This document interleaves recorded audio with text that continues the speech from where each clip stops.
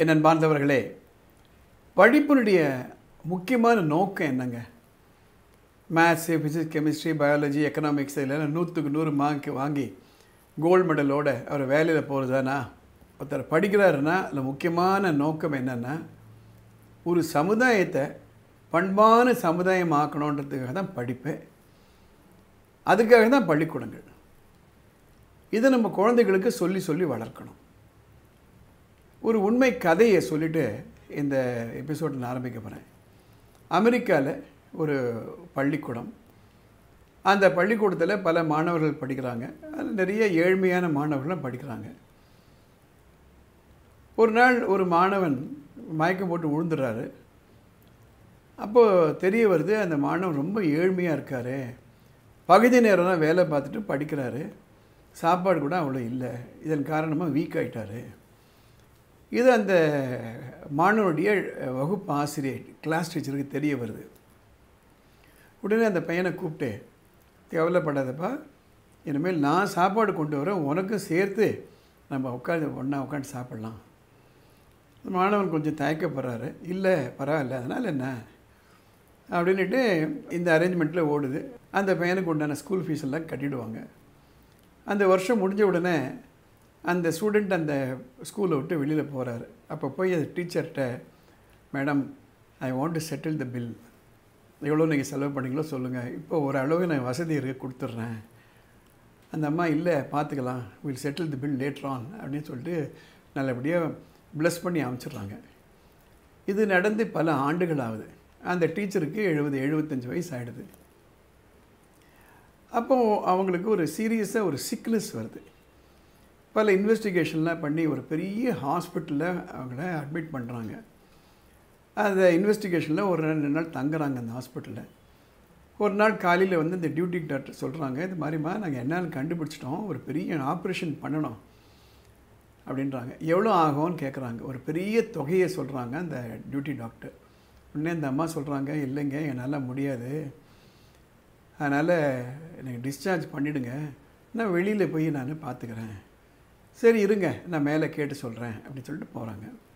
மறுநாள் காட்டால் இந்த duty doctor வந்து அந்த அம்மாட்ட, இல்லை மேலே நான் கேட்டுட்டேன், ஒன்றும் பிரச்சனை இல்லை, பார்த்துக்கலாம், ஆப்ரேஷன் பண்ணிக்கணும்னு சொல்லிட்டாங்க அப்படின்றாங்க. இந்த அம்மாவுக்கு ஒரே ஆச்சரியம். சரி பரவாயில்ல, ஏதோ ஹெல்ப் பண்ணுறாங்க போல் இருக்கு அப்படின்னு நினைக்கிறாங்க. ஆப்ரேஷன் முடியுது. ஒரு ஒரு வாரம் தங்குறாங்க. ஒரு பில்லு வருது அந்த கவரில். இந்த அம்மாவுக்கு ஒரே பயம், என்ன அமௌண்ட் இருக்கும் போதோ அதில். அவங்க தான் ஃப்ரீன்னு சொன்னால் கூட நம்ம மரியாதைக்கு கொஞ்சம் பணம் கொடுக்கணுமா வேணாமா அப்படின்ட்டு பயந்துட்டே அந்த பில்லை திறந்து பார்க்குறாங்க. அதில் பில் செட்டில்டு அப்படின்ட்டு அந்த ஹாஸ்பிட்டலையே மேனேஜிங் டைரக்டர் கையெழுத்து போட்டு பார்க்குறாங்க. அந்த அம்மாவுக்கு இந்த பேர் எங்கேயோ பார்த்த மாதிரி ஞாபகம் இருக்குது. அப்புறம் அந்த டியூட்டி டாக்டர் கேட்குறாங்க, இது யார் அப்படின்னு கேட்கும்போது, அவர் எங்கள் எம்டி வெளியில் இருந்துகிட்ருக்காங்க, உங்களை பார்க்கணுன்னுட்டு இருக்காங்க, கூப்பிடுங்க அப்படின்னா அந்த எம்டி வராரு. என்ன ஞாபகம் இருக்கான்னு கேட்குறாங்க. இல்லை தம்பி, ரொம்ப நாளாச்சு, நான்லாம் ஸ்கூலில் ரிட்டையர் ஆகி ஞாபகம் இல்லையே. அப்போ அவர் சொல்கிறாரு, ஞாபகம் இருக்கா, ஒரு ஸ்டூடெண்ட்டு உங்கள்கிட்ட படித்தார், அவர் ஒரு நாளைக்கு இது மாதிரி மயக்கம் போட்டு விழுந்துட்டு நீங்கள் அவருக்கெல்லாம் ஹெல்ப் பண்ணிங்க. அவர் அந்த மாணவர் வந்து அப்போ உங்களை கேட்டார், இந்த பில்லு செட்டில் பண்ணணும்னுட்டு, பார்த்துக்கலான்னு சொல்லிட்டீங்க, இப்போ நான் செட்டில் பண்ணிட்டேன் இந்த பில்லை அப்படின்றார். ரொம்ப உருக்கமான கதை. அதே மாதிரி வாழ்க்கையில் நமக்கு இது மாதிரி பல சந்தர்ப்பங்கள் நமக்கு வரும். அந்த சந்தர்ப்பங்கள்ல எல்லாம் நம்ம இந்த நன்றி கடனை நம்ம திருப்பி கொடுக்கணும். வெளிநாடுகள்லாம் தேங்க்ஸ் கிவிங் டேன்னு ஒரு வருஷத்துக்கு ஒரு நாள் வரும். நம்ம ஊரில் ஆடி தள்ளுபடி ஆட்டம், அந்த ஊரில் இந்த தேங்க்ஸ் கிவிங் டேயில் பல பொருட்களுடைய விலை மலிவாக கொடுப்பாங்க. ஆனால் let everyday be a thanksgiving day. சரி, எப்படி நம்ம தேங்க்ஸ் கிவிங்கை பற்றி சொல்லிக் கொடுக்க போகிறோம் மாணவர்கள்கிட்ட? எங்கேயும் போவோனா இருக்கவே இருக்குது திருக்குறள். அதிகாரம் 11 செய் நன்றி அறிதல். இதில் குறள் எண் 107, எழுமை எழுபிறப்பும் உள்ளுவர் தன் கண் விழுமம் துடைத்தவர் நட்பு. திரு சேயோன் அவருடைய பொருள். தமக்கு துன்பம் வந்த பொழுது அதை போக்க உதவியர்களின் நட்பை மறக்காமல் எத்தனை பிறவுகளை எடுத்தாலும் நினைந்து போற்றுவர் செய்நன்றியின் பயனை உணர்ந்தவர்கள். பாருங்கள், எப்போ இந்த ஸ்டூடெண்ட்டுக்கு ஹெல்ப் பண்ணிருக்காங்க, பை சான்ஸ் அந்த அம்மா அவர் சந்திக்கிறாரு. இந்த நிலையில் அவர் நல்லா வளர்ந்துட்டார்.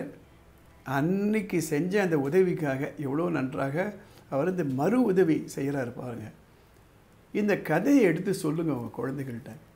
கதையை சொல்லி திருக்குறளை படித்து பொருளை சொல்லி அவங்கள்ட்ட கேளுங்க, நீங்கள் எப்படி இந்த குறளுக்கு ஒரு அர்த்தமோடு வாழ போகிறீங்கன்னு சொல்லுங்கள். மீண்டும் சொல்கிறேன், பர்சனாலிட்டி டெவலப்மெண்ட் மேனுவல் அப்படின்னா திருக்குறள் தான். இந்த பதிவை உங்களுக்கு தெரிஞ்ச ஸ்டூடெண்ட்ஸுக்கு, டீச்சர்களுக்கெல்லாம் அனுப்புங்க. இந்த எபிசோடு உங்களுக்கு பிடிச்சிருந்தானா லைக் பண்ணுங்கள், ஷேர் பண்ணுங்கள். அடுத்த எபிசோடில் பார்க்கலாம்.